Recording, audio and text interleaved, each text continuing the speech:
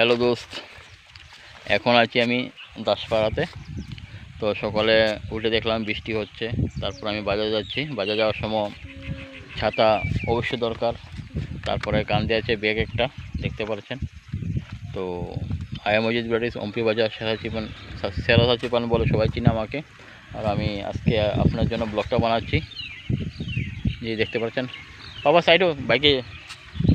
তো আজকে ব্লগটা হচ্ছে যে রাস্তাতে যাচ্ছি, যাওয়ার পথে যে আমার হাতে একটা ছাতি আছে, ছাতিটা কীভাবে ধরো, বাতাসও চলছে দেখতে পাচ্ছেন। খুবই কষ্ট হচ্ছে। কান্দে আছে ব্যাগ বলে। তাহলে দেখেন আমি আপনাদের জন্য কত কষ্ট করি, ঠিক আছে না? ভিডিও বানানোর জন্য, নতুন নতুন ভিডিও দেওয়ার জন্য আপনারা পাশে সবসময় থাকি।